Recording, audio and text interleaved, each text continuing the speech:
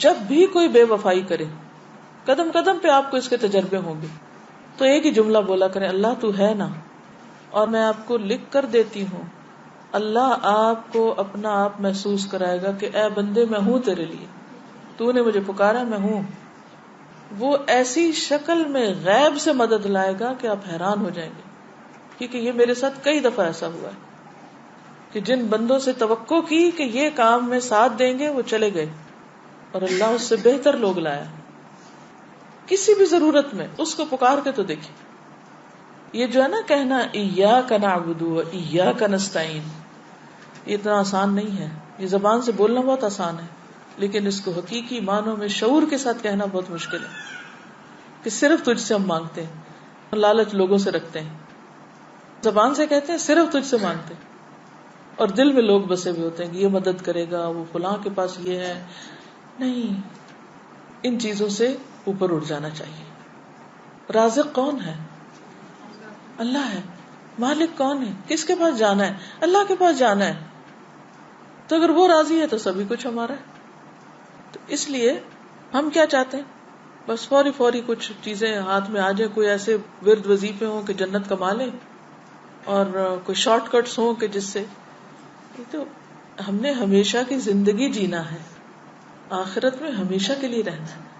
اس کے لیے اللہ تیار کر رہا ہے، چھان پٹک کے ایسے ایسے مشکلوں میں ڈال کے خالص کر کے. اور اسی لیے مومن پر وہ جو موت کی تکلیف آتی ہے نا، وہ بھی ایک پہلے میری سمجھ میں نہیں آتا تھا کہ اتنے نیک لوگ اور ان پہ کیوں تکلیف آتی ہے. دل ہول جاتا ہے بعض تکلیفیں دیکھ کر، حالانکہ وہ لوگ واقعی نیک ہوتے ہیں. ہم دیکھ رہے ہوتے ہیں کہ وہ اس کے ساتھ بڑی تکلیف پیش ہے، اور اللہ کو پتا ہوتا ہے کہ وہ اس کے درجے کتنے بلند ہیں جس جگہ پہ اس نے ہمیشہ رہنا ہے. اس کے علاوہ آپ دیکھیے کہ بعض لوگ مالی معاملات میں بہت پریشان رہتے ہیں، اور جب وہ دیکھتے ہیں کہ لوگوں کے پاس بہت کچھ ہے تو اور بھی غمگین ہو جاتے ہیں، اور بھی حسرتیں پیدا ہو جاتی ہیں. اگر وہ صرف ایک حدیث یاد رکھے نا، صرف ایک، کہ ایسے لوگ یعنی جو دنیا میں غریب ہیں اور پھر بھی دین پر ہیں، اللہ کو راضی کرتے ہیں، وہ جنت میں نصف دن یعنی 500 سال پہلے چلے جائیں گے. دنیا میں قارون بھی کیا 100 سال جیا تھا؟ اگر کسی کے پاس قارون کا خزانہ بھی ہے، اتنا مال ہے، تو بھی کوئی 100 سال انجوائے نہیں کر سکتا اس سے. اور آخرت کا ایک دن کتنا بھاری ہے. تو آج اگر ہم صبر کرتے ہیں، ہمارے پاس مال کم ہے یا ریسورسز کم ہے یا تکلیف میں ہم کسی وجہ سے کہ نہیں ہے کھانے کو، نہیں ہے رہنے کو، 100 مسائل ہو سکتے ہیں، لیکن اگر صرف یہ یاد رہے نا کہ ان سب مالداروں سے 500 سال پہلے جنت میں چلے جائیں گے، کوئی غم ہی نہ رہے. ایسے سارے غریب یہ سمجھیں کہ ہم زیادہ خوش قسمت ہیں، ہم پہلے وہاں چلے جائیں گے. لیکن یہ جب ہی آئے گا نا جب آخرت کا یقین ہو. ہم کہتے تو ہیں ہمارا آخرت پہ ایمان ہے، حقیقی معنوں میں کوئی ایمان نہیں ہے. اللہ کے وعدے سچے ہیں، زبان سے بولتے ہیں سچے ہیں، لیکن دل میں نہیں اترا کہ اللہ کے وعدے سچے ہیں. کیونکہ ہمارا طرز زندگی نہیں بدلا، ہماری سوچ نہیں بدلی، ہمارے رویے نہیں بدلتے، کیونکہ ہمارا اندر نہیں بدلا ہوا. تو دنیا کا کوئی غم آخرت کے مقابلے میں کوئی غم نہیں، اور دنیا کی کوئی خوشی. اللہم لا عیش الا عیش الآخرہ فاغفر الانصار والمہاجرہ. اصل چیز ہے کہ ہماری بخشش ہو جائے. بعض اوقات اللہ تعالیٰ نے کسی کو بلند درجے دینے ہوتے ہیں. اب ہم دن رات بھی قرآن پڑھ رہے ہیں، ہم پتہ نہیں کیا کیا کر رہے ہیں، لیکن مثال کے طور پر اگر آپ کو یہ فاصلہ طے کرنا ہے، یہ کتاب سے ہی سمجھاتی، مثلاً یہاں آپ کھڑے ہیں اور یہ جنت الفردوس ہے مثلاً. اب آپ جتنی بھی نمازیں پڑھ رہے ہیں، روزے رکھ رہے ہیں، صدقہ خیرات کر رہے ہیں، اس سے آپ صرف اتنا تک پہنچ پائے ہیں، صرف اس حصے تک پہنچے ساری زندگی کی عبادت ملا کے. لیکن کیونکہ آپ مانگ رہے ہیں اور اللہ چاہتا ہے آپ یہاں پہنچے، یا آپ چاہتے ہیں اس فاصلے تک پہنچے. اب آپ کی عبادتیں ہیں ہی کوئی نہیں کہ جو آپ کو یہاں پہنچا سکیں. اب کیا کیا جائے؟ اب اللہ تعالیٰ کسی امتحان میں ڈالتا ہے، کسی تکلیف میں ڈالتا ہے، کسی کو مال کی کمی دیتا ہے، کسی کو اولاد کی دیتا ہے، کسی کو کوئی اور چیز نہیں دیتا. اگر وہ اس پر صبر اور شکر کرتا ہے تو یہ فاصلے تیزی سے یہ طے ہو کے یہاں تک پہنچ جاتا ہے بندہ. یہ جو صبر ہے اور شکر ہے، یہ دو پر ہیں جس سے مومن اڑتا ہے، اور وہ تیزی سے فاصلے طے کر کے جنت الفردوس تک پہنچتا ہے. تو بعض اوقات ہماری عبادتیں، ذکر، صدقے، خیرات یہ کافی نہیں ہوتے. کیونکہ ہم کیا کہتے ہیں، ہم نے اتنی عبادت کر لی پھر کیوں مشکل آ گئی. یہ کہتے ہیں نا اکثر، یا اللہ میں نے تو بڑی نیکی کے کام کیے پھر کیوں مشکل آ گئی. کیونکہ جب ہم ٹوٹی پھوٹی 4 نیکیاں کر لیتے ہیں تو پھر ہم کیا سوچتے ہیں کہ اب ہمیں نا کوئی مسئلہ نہیں ہونا چاہیے زندگی میں، اب اللہ کو بھی ہماری مرضی پہ چلنا چاہیے، اور جیسے ہم کہیں ویسے اللہ تعالیٰ کو کرنا چاہیے. نعوذ باللہ، یہ ہمارا ایٹیٹیوڈ یہ ہوتا ہے. اور اگر ہماری عبادتوں کے باوجود کوئی مشکل آتی ہے تو ہمیں سمجھ ہی نہیں آتی کہ پھر کیوں آ گئی. ہم تو نہیں ڈیزرو کرتے تھے یہ تکلیف، ہم تو بڑے نیک تھے. انتہائی نہ سمجھی. اللہ دراصل درجے بلند کرنا چاہتا ہے، اور آپ کہتے ہیں کہ ہم نے تو نیکیاں کر لی تھی تو پھر کیوں ہو گیا یہ. یا دوسروں کو بھی ہم دیکھتے ہیں، ہم کہتے ہیں ہائے توبہ، کیا فائدہ نیکی کرنے، اتنا نیک تھا اور دیکھو کیا مشکل آ گئی اس پہ، ضرور کچھ اندر خانے برا کیا ہوگا. یہ سخت ناسمجھی کی باتیں. اللہ ہی جانتا ہے کہ وہ کس کو کس حال میں کیوں ڈال رہا ہے. خواہ وہ کسی عورت کی تکلیف ہو، یا کسی مرد پہ کوئی مشکل وقت ہو، یا کسی بھی طرح کا کوئی زندگی میں اسٹریس ہو، بس ہر حال میں کہ یا اللہ تیرے فیصلے بڑے ہی اچھے ہیں اور سچے ہیں، بس تو مجھے عافیت میں رکھ، ایسے امتحان میں نہ ڈال کہ جس سے میرے منہ سے کوئی ناشکری کی بات نکلی. وہ وقت ہوتا ہے خود کو کنٹرول کرنے کا، کہ منہ سے ایسی بات نہ نکلے جو اللہ کو ناراض کر دے، ہمارے رویے میں اور دل میں ناشکری نہ آئے کہ جو خدا کو ناراض کرے. کیونکہ زندگی کا امتحان بڑا سخت ہے. کل میری ایک اپنی پرانی اسٹوڈنٹ کے ساتھ ملاقات ہوئی، تو اس کے شادی کو کافی عرصہ ہو گیا، بچے نہیں ہوئے. تو جب مجھے ملی تو میں نے دعا دی، میں نے کہا اللہ تمہیں صالح اولاد دے. تو پھر اس نے اپنا تھوڑا سا شیئر کیا، کہنے لگی کہ ایسا ہے کہ میرے ہسبینڈ میں کچھ مسئلہ ہے. تو میں نے اس پہ کہا کہ اچھا. کہتی کہ بات یہ ہے کہ اگر بچے نہیں تو ایک مسئلہ ہے نا، اور اگر بچے ہوں تو 1000 مسئلے ہیں. کتنی خوبصورت بات ہے. ورنہ ایسی لڑکیاں سارا وقت فرسٹریشن کا شکار رہ سکی. میری شادی یہاں کیوں ہو گئی؟ اب آپ دیکھیے کہ رشتے ملنا ہی مشکل ہے والدین کے لیے. ایک مثال ہے، رشتے ملنا ہی مشکل ہے. اللہ نے اگر ایک ٹھکانہ دے دیا، شوہر دے دیا، قدر کرنے والا ہے، اب اس بیچارے کے بھی بس میں نہیں. اب وہ علاج بھی کرا رہا ہے، اچھا سلوک بھی کر رہا ہے، ٹھیک ہے.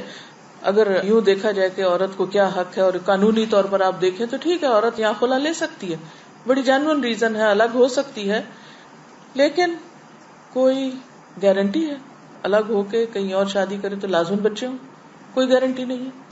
ٹھیک ہے، وہ اس کی اپنی چوائس، وہ کرے نہ کرے وہ ایک الگ مسئلہ. میں اس وقت قانونی بحثوں میں نہیں جا رہی، میں ایک پریکٹیکل سچویشن کو دیکھ رہی ہوں کہ ایک ماں باپ کے میں سے 5 بیٹیاں ہیں. ایک بیٹی کے ساتھ کچھ ایسا حادثہ ہو جاتا ہے. اب اگر وہ واپس آتی ہے تو پہلیوں کی بھی شادی نہیں، یہ کہاں جائے گی؟ یعنی کتنے ہمارے معاشرتی مسائل ہیں. اب اگر یہ اپنے گھر میں عزت کے ساتھ بیٹھی ہے، اچھے انتظار میں دعا کر رہی ہے، ہر چیز اللہ کے ہاتھ میں ہے، اور ایک پازیٹو سوچ کے ساتھ جی رہی ہے اور خوش ہے اور مطمئن، اتنا پرسکون چہرہ اس کا، میں حیران رہ گئی. اتنے مزے سے کہتی ہے کہ بچے نہیں تو ایک مسئلہ ہے نا، بچے ہوں گے تو 1000 مسئلے ہوں گے. اس کو کہتے ہیں پازیٹو سوچ. اسی طرح اگر کسی کی شادی نہیں ہوئی، بعض اوقات کوشش کے باوجود نہیں ہو پاتی. اب اس میں بھی کچھ لوگ بہت مزریبل ہو جاتے ہیں، دن رات یہی سوچے رہتے شادی نہیں ہوئی، شادی نہیں، شادی. نفسیاتی مریض بن جاتے ہیں. کیا مریض بننے سے شادی ہو جائے گی؟ بد اخلاق بن جانے سے شادی ہو جائے گی؟ جو ہونی تھی وہ بھی نہیں ہوگی. کیونکہ لوگ جب دیکھتے ہیں ایسی لڑکیوں کو کہ جو نفسیاتی مریض بن چکی ہیں تو ان سے اور دور بھاگتے ہیں. یہ بوجھ ہو جاتا ہے نا، یعنی بد اخلاقی ایسا بوجھ ہے کہ بے وجہ اس کا بوجھ آپ کے اوپر پڑ رہا ہوتا ہے نا دوسرے شخص کا. تو ان چیزوں کو نہیں دیکھتے ہم. تو اصل کامیابی یہ ہے کہ زندگی کو ایک امتحان سمجھ کر اللہ کے ہر فیصلے پر راضی رہ کر انسان بہتری کی کوشش کرتا رہے.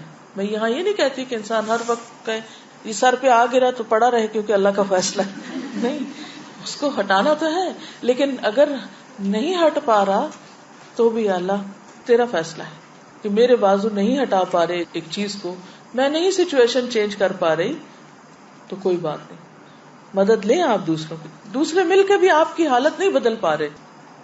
کئی دفعہ ایسا ہوتا ہے نا کہ ماں باپ بھی، بہن بھائی بھی، رشتے دار، دوست سارے مدد کے لیے آ جاتے ہیں، لیکن پھر بھی بیچارے کچھ نہیں کر پاتے. پھر کیا کیا جائے؟ اللہ کی رضا پہ راضی رہے نا انسان، کیونکہ ہم بندوں سے توقع رکھتے ہیں یہ ہمارا مسئلہ حل کر دیں، اور جب وہ بےچارے نہیں کر پاتے تو پھر ان سے ناراض بھی ہو جاتے ہیں، تم ہمارا مسئلہ کیوں نہیں حل کرتے؟ بھی وہ خدا تھوڑی ہے کہ تو کر دیں گے کچھ، وہ بھی انسان ہے، وہ بھی کمزور ہے. تو بگر پکچر میں دیکھا کریں اپنے مسئلے کو، صرف اپنی ذات پہ فوکس نہیں کیا کرے. کوئی بھی مسئلہ چھوٹا ہو یا بڑا، آخرت کو ساتھ رکھ کے نقشہ بنایا کریں کہ آخرت کے مسائل، دنیا کے مسائل، ان سب میں اس مسئلے کی کیا حیثیت ہے. کچھ بھی نہیں. ہم سے زیادہ تکلیف دہ حالات میں ہیں کچھ لوگ. آپ کچھ کہہ رہے کتنی دفعہ ہم سب جانتے ہیں اور دوسروں کو جب پرابلمس میں دیکھتے ہیں، لیکن ہمیں اپنے اندر بہت ڈر لگتا ہے کہ کہیں ہم اس پرابلم میں نہ آ جائیں جی کہ اللہ تعالیٰ ہمیں اس میں نہ مبتلا کر دے. بالکل. تو اس کے لیے ہمیشہ، کیونکہ مثلا مجھے بہت مسائل سننے پڑتے ہیں، یعنی مختلف لوگ مختلف طرح سے اپنے مسائل بیان کرتے رہتے ہیں. تو مومنٹ کوئی شخص سٹارٹ کرے مسئلہ بیان کرنا تو فوراً دعا پڑھنا شروع کر دیں، الحمدللہ الذی عافانی ممن ابتلاہ بہ. کثرت سے یہ پڑھا کریں. جب بھی آپ کسی کو مسئلے میں دیکھیں تو ایسا لگتا ہے نا جیسے کہیں یہ مجھ پہ نہ آ جائے، یہ ڈر لگتا ہے کہ یا اللہ میں تو کوئی بہت اچھا نہیں کہ تو نے مجھے ابھی تک عافیت میں رکھا ہوا ہے، تو فوراً شکر گزار بن جائے. الحمدللہ الذی عافانی ممن ابتلاہ بہ، کیونکہ ہر ایک کا ٹیسٹ فرق ہے. جی آپ فرمائیے.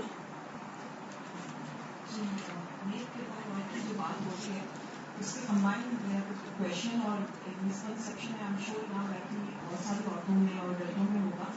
میں نے 2-3 درس میں آپ سے کافی سال پہلے سنا تھا کہ شوہر جو ہے بیوی کو فورس نہیں کر سکتا کہ وہ ساس سسر کی خدمت کرے. اب جب میں نے یہ بات سنی مجھے تو اتنا برا ریئیکشن یا ایک نیگیٹو تھنکنگ نہیں آئی، بٹ آئی ایم شیور جب لوگ سنتے ہیں تو اس کو بہت نیگیٹولی لیتے ہیں. تو میں چاہوں گی آپ اس کو تھوڑا سا پلیز اس کو بتائیں. دیکھیے قرآن پاک میں نسب اور سحر دونوں کو ساتھ ساتھ بیان کیا گیا ہے. نسب جو والدین ہیں، سحر جو سسرالی رشتہ دار ہیں، سسرالی والدین، ساس سسر. کچھ چیزیں ہیں کہ جو قانونی حیثیت رکھتی اور کچھ چیزیں ایسی ہیں جو قانون سے آگے احسان کا درجہ رکھ، جیسے آتا ہے نا کہ ایمان، اسلام، احسان. ٹھیک ہے نا. کچھ چیزیں ہیں جو آپ کے ایمان یقین کے ساتھ تعلق رکھتی ہیں، اس کا پارٹ ہے عمل میں. کچھ چیزیں اسلام کا ایک پورا جو سسٹم ہے اس کا پارٹ ہے جس میں قانونی پہلو بھی آتے ہیں. ایک ہے جو احسان کا درجہ ہے. والدین کے ساتھ جہاں بھی معاملہ کرنے کا ذکر آیا ہے وہ کیا ہے؟ قانونی معاملہ یا احسان؟ احسان کا ہے نا، چاہے وہ اپنے والدین ہو چاہے وہ سسرالی. مثلا یہ جو بات آپ کہہ رہے ہیں نا کہ جو میں نے کہی ہے کہ شوہر مجبور نہیں کر سکتا بیوی کو کہ وہ ضرور اس کے والدین کی خدمت کرے، مجبور نہیں کر سکتا. یہ ہے قانونی پہلو.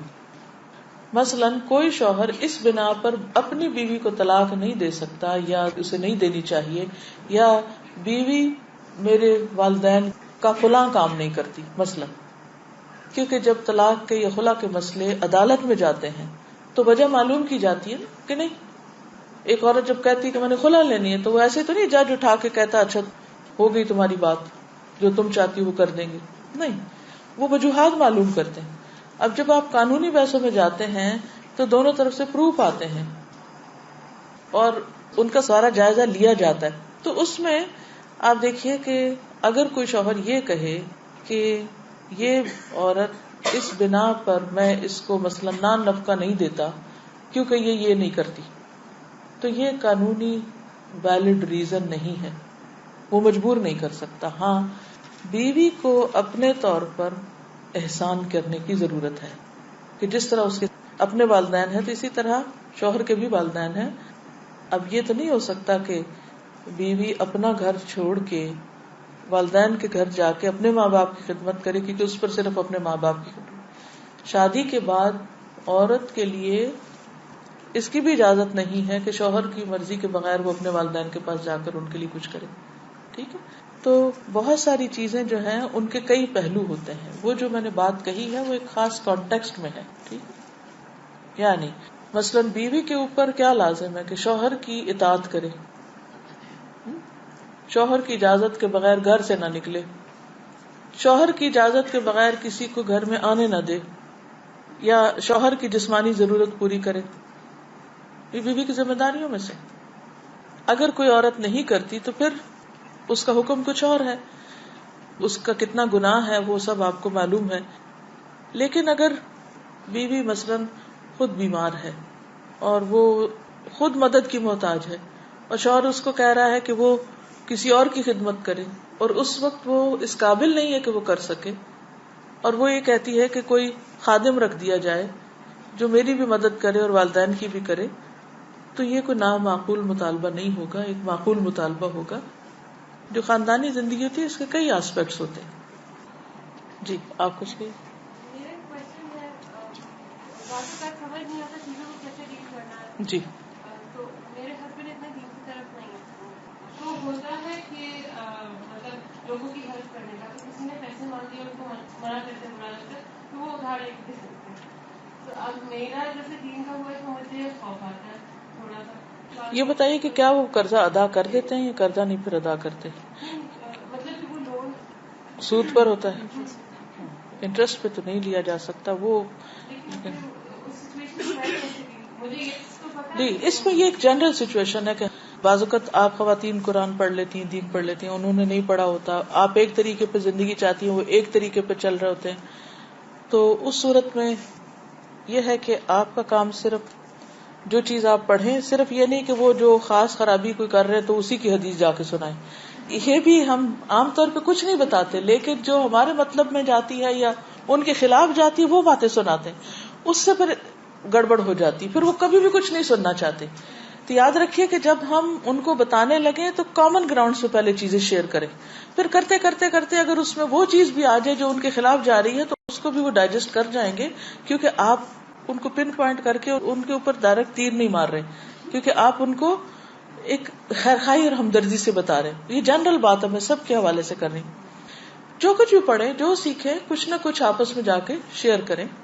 اور جب اچھا موڈ ہو، کھانے کی میز پہ ہوں، کہیں باہر ہوں، گاڑی میں بیٹھے ہوں، جیسے اور باتیں آپ کس سے شیئر کرتے ہیں، دین کی باتیں بھی بس اسی طرح جنرل لائٹ موڈ میں شیئر کرتے رہیں، حتیٰ کہ وہ ان کے اندر ایک طلب پیدا ہو جائے اور سنجیدگی آ جائے اور سیکھنے کا شوق آ جائے، وہ پھر ایک لیٹر سٹیج پہ.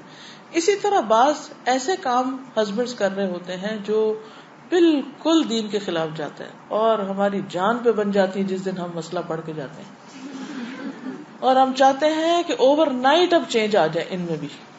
اور جب وہ نہیں کرتے تو پھر ہم ان کو برا بھلا کہنے لگتے ہیں اور لڑائیاں ڈال کے بیٹھ جاتے ہیں اور پتہ نہیں عجیب و غریب رویے اختیار کر لیتے ہیں، جس سے وہ سمجھتے ہیں کہ سارا قصور دین کا، وہ اور دین سے خوفزدہ ہو جاتے ہیں اور دور ہو جاتے ہیں اور ہم اور مصیبت میں دلدل میں جا پھنستے ہیں. تو ایسی صورت میں ایک تو یہ ہے کہ جیسے میں ہمیشہ کورس کے شروع میں کہتی ہوں کہ اپنے پیاروں کو، گھر والوں کو ساتھ لے کے چلے. اس سے مطلب یہ ہے کہ ان کو بھی ساتھ ساتھ پتہ چلتا رہے آپ کر کیا رہے. یہ صرف دین کے معاملے میں نہیں، ہر معاملے میں یہی کریں کہ جو آپ گھر سے باہر کر کے آئیں گھر آ کے شیئر کریں. اس سے بڑا اعتماد بحال ہوتا ہے، کیونکہ ایک دوسرے کا پتہ ہوتا ہے کہ کون کیا کر کے آیا. جب انہیں پتہ ہی نہیں آپ کیا کر رہے ہیں اور اچانک ایک دن کوئی اعلان کر دیتے ہیں تو ان کے لیے پھر وہ چیز ان سے ڈائجسٹ نہیں ہوتی. تو روز کی شیئرنگ میک شور کہ آپ تھوڑا تھوڑا شیئر کر رہے ہیں، اتنا جتنا وہ سننا چاہیے. یہ بھی نہیں کہ وہ سننا ہی نہیں چاہ رہے اور کانوں میں ہاتھ رکھ لے اور آپ کی تقریر ختم نہ ہو.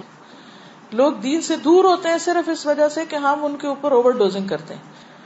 اچھا اب آپ دیکھیے کہ مثلاً کوئی ایسی چیز جب ہم ان کو بتاتے ہیں، وہ مثلا سود کا لین دین ہے یا کوئی ایسی نوکری ہے جو غلط قسم کے کاموں پر مبنی یا کوئی بھی چیز، تو آپ اس سے ہی نہیں شروع کریں گی، صرف اس ایک چیز کو نہیں دین بنائے گی. آپ اس سے پہلے جتنی چیزیں، آپ دیکھیے کہ دین میں سب سے پہلے کیا ہے؟ ایمان ہے، عقیدہ ہے، یقین ہے، آخرت ہے. کتنی چیزیں، وہ یقین پختہ ہوگا تو باقی چیزیں لی جائیں گی. اب پہلے آپ کامن گراؤنڈ سے بات کریں، اللہ کی محبت کی، آخرت کی، ادھر کی ادھر کی ساری کر چکے، پھر آپ عبادات کے اوپر آ جائیں، زکوٰۃ دینے کی بات کر لیں، پھر اور اس طرح کی. کیونکہ یہ جو عبادات ہیں یہ دراصل انسان کو تیار کرتی ہیں اور بہت سی اچھے اخلاق کے لیے. مثلا نماز، قرآن مجید میں آتا ہے ان الصلاۃ تنہی عن الفحشاء والمنکر، نماز انسان کو برائیوں اور بے حیائیوں سے روکتی. اس چیز کو دیکھیں کہ وہ نماز پڑھ پا رہے ہیں یا نہیں. اگر وہ نہیں پڑھ پا رہے تو ان کی مدد کریں کہ وہ کسی طرح اس کے لیے تیار ہو جائیں. زکوٰۃ دیتے ہیں کہ نہیں، کیونکہ زکوٰۃ انسان کے اندر سے بخل اور تنگ دلی نکالتی ہے. پھر روزے رکھتے ہیں کہ نہیں؟ کہ روزہ رکھ کر انسان جھوٹ بولنے سے اور نشہ آور چیزوں سے اور بہت سی اور بری چیزوں سے بچتا ہے. فرض روزوں کے علاوہ نفل خود بھی رکھے تو ان کو بھی ساتھ لانے کی کوشش کریں. پھر اس طرح اگر ابھی تک حج پہ نہیں گئے تو حج پہ جانے کی تیاری کریں آہستہ آہستہ, اس کے لیے ذہن تیار کریں, کیونکہ وہاں جا کر بھی انسان کے اندر بہت سا چینج آتا ہے اور انسان سوچتا ہے اچھا میں حج سے آ کے یہ برا کام چھوڑ دوں گا. یعنی کئی ایک طریقے. پھر اس کے بعد یہ ہے کہ آپ سارے طریقے آزما چکے لیکن کچھ بھی کام نہیں کر رہا. اب آپ کا فرض کیا ہے؟ وہی کریں جو حضرت آسیہ نے کیا تھا. حضرت آسیہ نے فرعون کے مقابلے میں کیا کیا تھا؟ صبر کے ساتھ وقت گزارا تھا, گھر چھوڑ کے نہیں چلی گئی تھی. اللہ تعالیٰ نے ان کو جنت کی عورتوں کے سردار بنایا ان کے صبر کی وجہ سے, کیونکہ جہاں امتحان بڑا ہوتا ہے وہاں اجر بھی بہت بڑا ہوتا ہے. تو یہ جن عورتوں کو جنت کا سردار کہا گیا ہے ان کے کردار کو دیکھیں کہ انہوں نے کس طرح زندگی بسر کی. سارا کچھ بتانے کے باوجود بھی اگر وہ نہیں وہ غلط کام چھوڑ رہے تو یو آر ناٹ ریسپانسبل.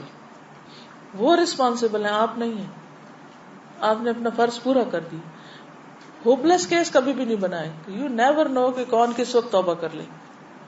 ٹھیک ہے نا, اس پر خوش نہ ہو, راضی نہ ہو, تعاون نہ کرے برائی پر. اپنا ڈس لائکنگ جو ہے ان کو پتا ہو کہ آپ اس کو پسند نہیں کرتے, پتا ہو کہ کیوں نہیں کرتے, اور اس کے بعد آپ صبر کریں. جی آپ کی کوئی بات رہے گی تو آپ کر لیجیے. اب جیسے ہاں اس میں یہ بھی ہوتا ہے نا کہ دوسروں کے ساتھ ساتھ ہمارے اوپر بھی اگر وہ اچھائی وہ کرتے ہیں, مطلب اگر کبھی اس سے کر لیں تو اب مجھے یہ نہیں سمجھ آتا کہ میں آرام سے تو کہہ دیتی ہوں کہ مجھے اس چیز سے یہ نہیں چاہیے. فار ایگزامپل بات ہے مجھے اس سے نہیں چاہیے, لیکن ہاں ایک اور چیز یہ کہ بس کوئی چیز ایسی لائے ہیں تو اس وقت جب لا رہے ہیں اس وقت کچھ نہیں کہیے. جب بعد میں آرام سے بات ہو سننے کے, پھر آپ سمجھتے کہ آپ پینیٹریٹ کر رہے ہیں, بات جا رہی ہے, اس وقت بولیے تاکہ وہ اس کو سمجھ جائیں کہ آپ کیوں اس چیز کو چاہ رہی ہیں یا نہیں چاہ رہی.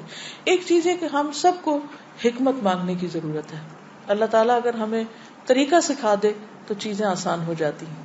جی سر میں پرسنل ایک ایکسپیرینس بتاؤں گی کہ ہم لوگ نا رینٹ والے گھر میں رہتے تھے تو اس کا $1,000 کرایہ تھا. تو میرے ہسبینڈ کے دوست نے ہم کو کہا کہ تم گھر کیوں نہیں لے لیتے, اس نے گھر لیا تو $650 پیمنٹ مورگیج. میرے ہسبینڈ گھر آئے تو مجھے کہتے ہیں مورگیج حلال ہے کہ حرام ہے. میں نے سود کی قسم ہے اور اس طرح سے. پھر اس کے بعد خیر بھر انہوں نے کہا نہیں میں سوچ رہا ہوں گھر لے لیں. اچھا میں نے کچھ نہیں کہا, میں نے کہا ٹھیک ہے جیسے آپ کو صحیح لگتا ہے. اچھا پھر مجھے کہتے ہیں ہم گھر دیکھنے جائیں گے. میں نے استخارہ کیا, پھر ہم گئے, اس گھر میں کچھ تھا نہیں پسند آیا. اور اللہ کا شکر ہے کہ میں نے اپنے ہسبینڈ سے بحث کی, میں صرف اللہ سے دعا کرتی ہوں. اور اللہ کا اتنا احسان ہے کہ اتنے گھر ہم نے دیکھے, اور میں ہر جگہ ان کے ساتھ چلی تھی, اللہ سے دعا کرتی تھی کہ اللہ ہمارے رزق میں برکت دے اور ہم حلال طریقے سے گھر لیں. اور اللہ کا اتنا احسان ہے کہ نہیں ہوا کچھ. تو میں نے پرسنلی یہ دیکھا ہے کہ جب بھی ایسا معاملہ ہو تو ڈیفینسو ہونے کے بجائے اللہ پہ چھوڑ دینا چاہیے. کیونکہ مجھے تو سازا اپنی زندگی میں یہ لگتا ہے کہ دل اللہ تعالیٰ بدلتے ہیں اور حالات بھی اللہ بدلتے ہیں. بالکل. اگر اللہ پہ بھروسہ رکھیں گے تو انشاءاللہ اللہ تعالیٰ بہتر صورت نکالتے جو ہم نہیں نکال سکتے. بالکل. اور پھر میں کہتی ہوں نا ان کی جگہ اپنے آپ کو رکھ کے دیکھیں, وہ بھی تو ایک بھلائی چاہ رہے ہوتے ہیں نا, لیکن ان کے بھلائی چاہنے کا طریقہ درست نہیں بھی ہو سکتا یا درست ہو سکتا ہے.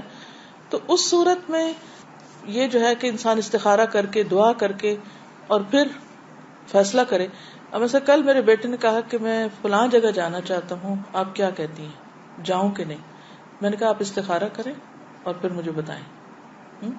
اب میں اندر سے چاہ رہی تھی کہ میں اسے کہوں کہ نہیں, اور میں ماں ہوں, میں کہہ سکتی ہوں کہ نہیں, لیکن کیا میری وہ نہیں اس کو فیصلہ کرنے میں مددگار ہوگی؟ اس کو تو ہو سکتا سمجھ ہی نہ ہے میں کیوں نہیں کہہ رہی ہوں, اور اس میں بحث ہو جائے. اور پھر بعض اوقات اوورسیز کالز کتنی لمبی ہو جاتی ہیں لڑائی جھگڑوں میں. میں لمبی کال بھی نہیں کرنا چاہ رہی تھی, میں نے بس مختصراً کا استخارہ کرو اور فیصلہ کرو. حالانکہ ہی از اونلی 17 بٹ لیٹ ہم میک ڈیسیژن. اس کو ڈیسیژن لینا چاہیے, کیونکہ بہت سے ڈیسیژن ہم لینا چاہتے ہیں اور اللہ تعالیٰ کچھ اور چاہتا ہے. تو اللہ سے بڑھ کے کون ہمیں فیصلہ کرنے میں مدد دے سکتا ہے؟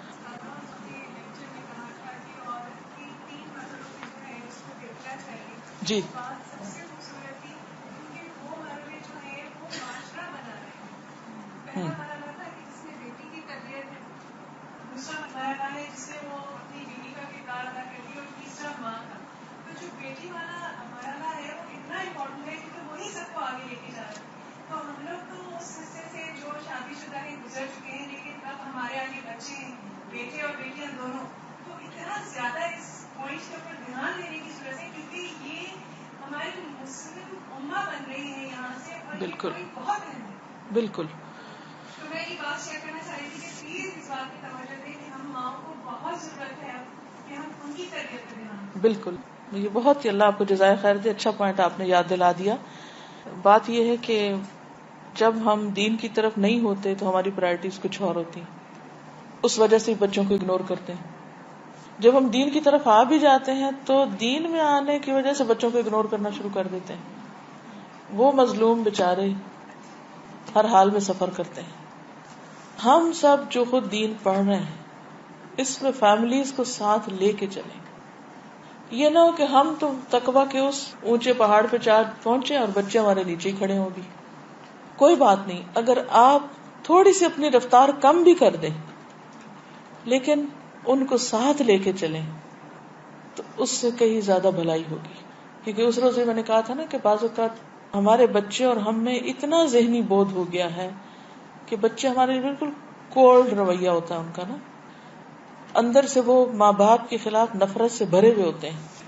ایک دن ایک بچی آئی, ینگ بچی, اسلام آباد میں قرآن پاک کا کورس شروع ہوا تھا ابھی, تو کچھ اس نے بیچ میں چھٹیاں کر لی ہیں.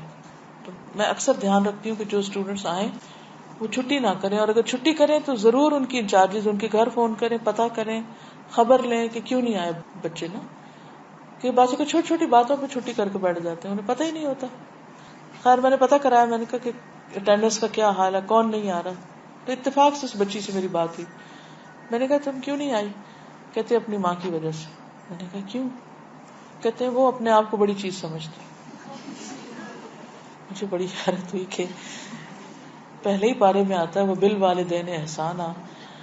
اگر اس بچی نے وہ لیکچر سنا ہوتا تو یہ لفظ نہیں بول سکتی تھی, کیونکہ وہ ایک دن آ رہی ایک دن نہیں آ رہی, چھٹی کر رہے. تو اب وہ جو لیکچر گیا وہ تو گیا, وہ سنا ہی نہیں, تو وہ تو کردار آپ کے اندر آ ہی نہیں سکتا. خیر میں نے کہا اچھا مجھے بتاؤ. میں نے تھوڑا اعتماد میں لیا, میں نے کہا اور بتاؤ تمہیں اپنی امی کے خلاف کیا کیا شکایت ہے. اس بچی نے وہ کچھ بولا, اتنا زہر اگلا, تو سر پکڑ کے بیٹھ گئی کہ ہمارے بچے ہمارے بارے میں, ہمارے سے مراد میں سب کے بچوں کو اپنا ہی سمجھتی ہوں, اور میں آپ کو بھی بار بار بچوں کے سیشن میں کہتی رہی ہوں کہ سب کے بچے ہمارے بچے, جتنے بھی مسلمان بچے ہیں وہ سب ہمارے ہی بچے. تو میں نے کہا ہمارے بچے جو ہیں وہ یہ سوچتے ہیں بڑوں کے بارے میں یا ہمارے بارے میں, تو ضرور پوچھئے, جاننے کی کوشش کی. ہو سکتا ہے جھوٹ بول دیں آپ کے سامنے, نہ بھی بولیں کہ وہ آپ کو کیا سمجھتے ہیں, لیکن اس کو فار گرانٹیڈ نہ لیں کہ ہمارے بچے ہیں لہٰذا ہم سے ضرور محبت کریں گے یا محبت کرتے ہیں یا ہم کو چاہتے ہیں. ضرور جاننے کی کوشش کریں کہ وہ آپ کے اس رویے کو کہ آپ دین پڑھ رہے ہیں وہ کیا سوچتے ہیں. کیا وہ اس پہ پراؤڈ ہیں کہ آپ دین پڑھ رہے ہیں, یا وہ اس پہ نالاں ہیں اور خفا ہیں کہ آپ دین پڑھ رہے ہیں. ایسا نہ ہو کہ ہم دین کی وہ شکل پیش کریں کہ ہمارے بچے دین سے بھاگ جائیں. اس چیز کا بہت خاص خیال رکھنا ہے آپ نے. اور بعض اوقات ہم اپنی دنیا میں گھوم رہے ہوتے ہیں, بھاگ رہے ہوتے ہیں, اور ہم کہتے ہیں ہمارے بچے ہیں نا, ہم نے دنیا بھر کے کھلونے لا دیے ان کو, تو اس لیے وہ ہم سے بہت خوش ہیں, انہوں نے جو مطالبہ کیا ہم نے پورا کر دیا, لہٰذا وہ ہم سے کیسے ناراض ہو سکتے ہیں. آپ یقین کریں کہ جتنی بھی پیمپرنگ ان کی کرتے جائیں اتنے ہی اور زیادہ بگڑتے جائیں گے اور ہمارے بارے میں نالاں ہوتے جائیں گے. تو خصوصاً ینگ بچیوں کی تربیت کس ڈھنگ پہ ہو رہی ہے؟ کیا وہ اس رول کے لیے تیار ہو رہی ہیں جو بیوی اور ماں کا ہے, جو الٹیمیٹ رول ہے اس دنیا میں ان کا؟ اگر اس کے لیے تیار نہیں ہو رہے تو یہ فیلئر ہے. تو ان کی تربیت میں خاص طور پر اس عنصر کو ڈالیے کہ وہ ایک اطاعت گزار وفا شار بیوی بھی ہو اور ایک مشفق اور مربی ماں بھی تیار ہو رہی ہو. تو شادی سے پہلے کا وقت تیاری کا وقت ہے. ہم پڑھیں دین, لیکن ان کے صرف جہیز کی تیاری نہ کریں, ان کے اخلاقی رویوں کی بھی تیاری کریں کہ وہ اس رول کے لیے تیار ہیں کہ نہیں.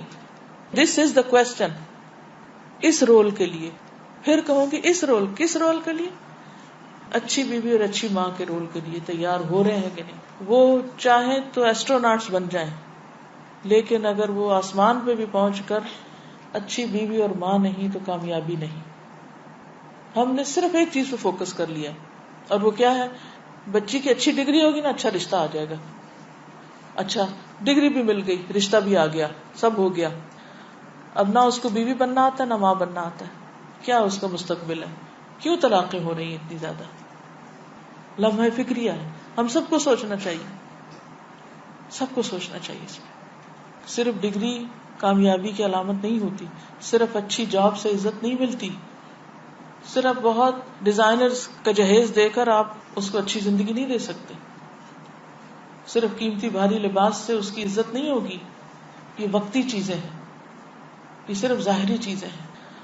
تو تیاری کے اس مرحلے پر جو ایک بیٹی کی زندگی کی تیاری ہے اگلے رول کو نبھانے کے لیے, کیونکہ عورت کی تکمیل نہیں ہوتی نا اس کے بغیر, جاب اس کی سیٹسفیکشن نہیں کروا سکتی. جی ہاں, اسی طرح بیٹا اگر اچھا خامن نہیں بن سکتا, باقی قابلیتیں کیا کریں گی؟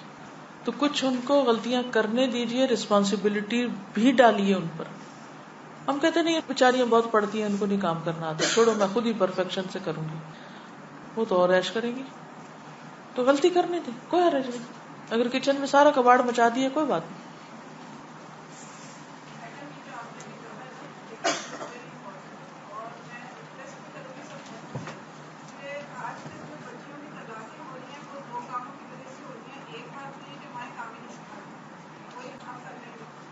ہم کر لیں گے, آپ بیٹھ جائیں, اچھا نہیں کریں گے, ضائع جائے گا, لیکن اس لیے اس کیا ہوتا ہے, وہ کام ہی نہیں ہوتا. اور سسرال جا کے وہ کام نہیں کرتی, اس وجہ سے طلاق ہوگی. دوسری جو آپ نے نکلی ہے بات, دیکھا ہے جو پہلے لڑکیوں کی ماؤں سے جھگڑے ہوتے ہیں, انہیں لڑکیوں کے پھر سسرال جا کے سسرال والوں سے جھگڑے ہوتے ہیں. جی, اور اس کے بعد کیا ہوتا ہے کہ وہ مائیں جو آپس میں پہلے فریق ہوتی ہیں, بیٹی وہ ماں بیٹی کو پروٹیکشن دینا شروع کر دیتی ہے, اس کا پارٹ بن جاتی ہے. صحیح بات. اور اس سے جھگڑے شروع ہو جاتے ہیں. تو جھگڑے شروع ہوتے ہیں, پھر نصیب کی بات ہے, کبھی لڑکی لڑکے کو لے کر الگ ہو جاتی ہے, اور کبھی خود الگ ہو کے آ جاتی ہے.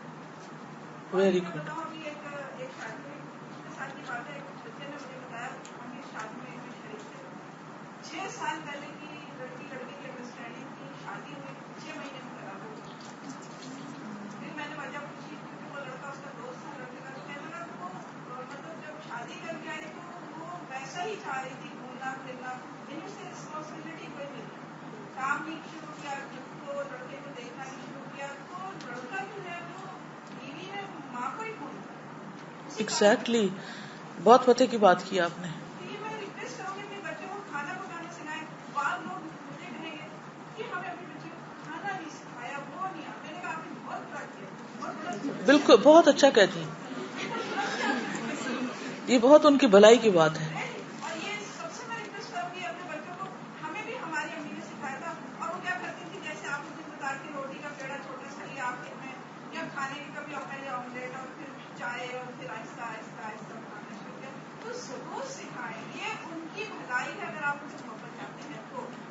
بالکل, یہ محبت ہے اصل میں.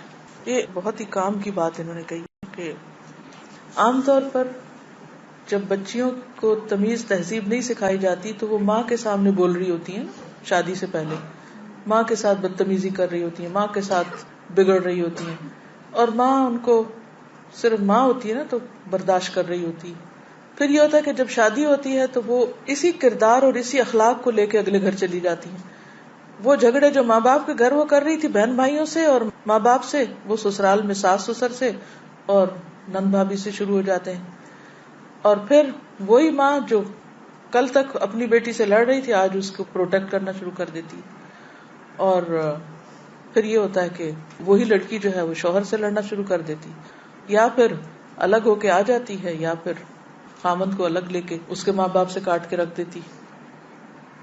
تو یہ ایک ایسا وشس سرکل چل پڑا ہے کہ ماں باپ کے گھر میں ہی اس اخلاق کو توڑنے کی ضرورت ہے, اس کو شے دینے کی ضرورت نہیں ہے. اس بد اخلاقی کی ٹریٹمنٹ ہونی چاہیے, ورنہ وہ ساتھ چل پڑتی. اور اگر وہ ساتھ چلتی ہے تو پھر جب وہ ماں بنتی ہے، مثلا اس نے سسرال سے لڑ کے میاں کو الگ کر لیا، سارے الزام سسرال کو دے کے، اب کیا ہے کہ وہ ماں بن گئی ہے. اب ماں بن گئی ہے، اب وہی بدتمیزی بد اخلاقی اپنے بچوں سے کرنا شروع کر دی اس نے. اب اگلی نسل پھر بگڑ رہی ہے. یہ کہاں تک چلے گا سلسلہ؟ تو کم از کم جو لوگ قرآن پڑھ رہے ہیں، دین پڑھ رہے ہیں، وہ تو اپنے رویے بدلیں، وہ تو اپنے گھروں میں قوا انفسکم واہلیکم نارا کریں. میں یہ کہہ رہی تھی کہ ایک ایٹیٹیوڈ ایک جنرلی یہ بھی دیکھا گیا ہے، خواہ لڑکوں میں ہو یا لڑکیوں میں، جیسے لڑکا ہو تو ہر قسم کی چیزیں از آل رائٹ، شادی ہو جائے گا تو ٹھیک ہو جائے گا، اور لڑکیاں اور لڑکی ٹھیک کرے اس کو آ کے. جی وہ لڑکی ٹھیک کرے. اب وہ رکتا کوئی نہیں ہے. اور پھر وہ اگر لڑکی ہو تو وہ جو چاہے کرے، وہ شادی ہو جائے گی تو وہ ٹھیک ہو جائے گی، اور پھر اس کے بعد وہ کنٹینیو رہتا ہے. پھر ہم کہتے ہیں وہ بچہ ہو جائے گا تو ٹھیک ہو جائے گی. تو وہ ٹھیک نہیں ہوتا انلیس اینڈ انٹل وہ فکس ہو، بھلے وہ لڑکا ہو یا وہ لڑکی ہو، بھلے وہ زبان کی بے اخلاقی ہو یا تو بالکل ایٹیٹیوڈ میں کوئی یا عمل میں ہو، صحیح نہیں ہوتی وہ. We can't just let go of it کہ وہ بالکل. صحیح ہو جائے. جی ایک بات یہ تھی کہ شروع سے ہم جب اپنے بچوں کو، خاص طور پر بچوں کو ایجوکیٹ کرتے ہیں تو ایک شروع سے ذہن میں ایک بات بتا دیتے ہیں کہ آپ زیادہ پڑھو لکھو تاکہ آپ انڈیپینڈنٹ ہوں، آپ اپنے پاؤں پہ کھڑے ہو. تو ایک برین واشنگ ایسے بچیوں کے ذہن میں ہوتی ہے کہ وہ گھر میں جب جاتی ہیں تو ان کے ذہن میں یہ نہیں ہوتا، وہ کہتے ہیں کہ نہیں ہسبینڈ پال رہا ہے تو ہم اس سے زیادہ ہی ایجوکیٹڈ ہیں یا ہم بھی اتنے قابل ہیں. تو یہ جو ایک مائنڈ سیٹ ہے اس کو بھی بدلنے کی ضرورت ہے کہ بچوں کو جب ایجوکیٹ کریں تو یہ مت کہیں کہ آپ اپنے پاؤں پہ کھڑے اس لیے ہم آپ کو ایجوکیٹ کریں تاکہ دوسرے گھر پہ جا کے ایک اچھا رول ماڈل. بالکل صحیح کہا آپ نے، کیونکہ آپ دیکھیں کہ کتنی ہی لڑکیاں ہیں جو اپنے پاؤں پہ کھڑی ہیں، لیکن کیا وہ خوش ہیں؟ خالی اپنے پاؤں پہ کھڑے ہونے سے تو خوشیاں نہیں ملتی. انسان کو اللہ نے انسان کے لیے بنایا ہے، اور انسان انسان سے ہی انس پاتا ہے، اور انسان انسان کے لیے فتنہ بھی ہے، انسان ہی انسان کے لیے تکلیف کا باعث بھی ہے، پھول کے ساتھ کانٹا بھی ہے. تو اگر انسان یہ کہے کہ چونکہ پھول کے ساتھ کانٹا ہے اس لیے پھول کو ہی چھوڑ دو، تو یہ تو فلسفہ درست نہ ہوگا. بس آپ کو سلیقہ آنا چاہیے کہ آپ اس کو ایسی جگہ سے پکڑیں کہ پھول کی خوشبو سونگھ سکیں، کانٹے کو اوائڈ کریں، اور اس کے ساتھ ہوگا، لیکن اس سے بچنے کا طریقہ آپ کو اللہ نے عقل کی شکل میں دیا ہے. اس کو ایسا پکڑیں کہ وہ کانٹا آپ کو چبھے نہیں، آپ کو بچنا ہوگا اس سے. کانٹا تو اپنی جگہ کانٹا ہے، ہم میں سے ہر ایک کے ساتھ کانٹے ہیں، کسی کے ساتھ کوئی ہے، کسی کے ساتھ چھوٹا، کسی کے ساتھ بڑا ہے، لیکن کوئی بھی اس سے پاک نہیں. اور جانے انجانے ہم دوسروں کو دکھ دے جاتے ہیں، بعض اوقات ناسمجھی کی بنا پہ، بعض اوقات اپنی دنیا میں ہوتے ہیں، ہمیں پتہ ہی نہیں ہوتا کہ دوسرا کیا سوچ رہا ہے. ہمارا نیت کچھ اور ہوتی ہے، دوسرا کچھ اور سمجھ کے دکھی ہو جاتا ہے. اب کس کا قصور ہے؟ نہ آپ کا نہ اس کا، لیکن وہ کانٹا تھا جو چپ گیا. اچھا جب کانٹا چپ جاتا ہے تو کیا کرتے ہیں؟ کبھی آپ نے یہ کیا کانٹا چبھا تو پھول پھینک دیا اٹھا کے؟ کیا کرتے ہیں؟ فوراً دیکھتے کہ کہاں کٹ لگا ہے، اور یہ دیکھتے کہ کانٹا ہے کس جگہ اور کون سی جگہ سیف ہے، وہاں سے پکڑو. تو اللہ نے عقل دی ہے نا، سوچ سمجھ کے کانٹے والی چیز کو پکڑے. تو وہ انسان جو لوگوں کی تکلیفیں برداشت کر کے ان کے ساتھ رہے، وہ زیادہ اچھا ہے، یہ حدیث کے الفاظ ہیں، بنسبت اس کے کہ جو لوگوں سے الگ تھلگ ہو جائے، کہ میں انڈیپینڈنٹ رہوں گا، کسی کے ساتھ نہیں رہوں گا. تو انڈیپینڈنٹ رہنے میں ٹھیک ہے کچھ فائدے ہوں گے، لیکن ساتھ رہنے میں تکلیفیں ہیں مگر فائدے زیادہ ہیں، یہ بھی یاد رکھیے. چلیے آج کے لیے اتنا کافی کیونکہ وقت اوپر جا رہا ہے. جزاکم اللہ خیرا. اللہ تعالیٰ سے دعا ہے کہ وہ ہمیں اچھی بیویاں، اچھی مائیں اور اچھی بیٹیاں بنائے، اور ہمیں اپنے فرائض کو آسان طریقے سے ادا کرنے کی توفیق عطا فرمائے. وآخر دعوانا الحمد للہ رب العالمین. سبحانک اللہم وبحمدک نشہد ان لا الہ الا انت نستغفرک ونتوب الیک. السلام علیکم ورحمۃ اللہ وبرکاتہ.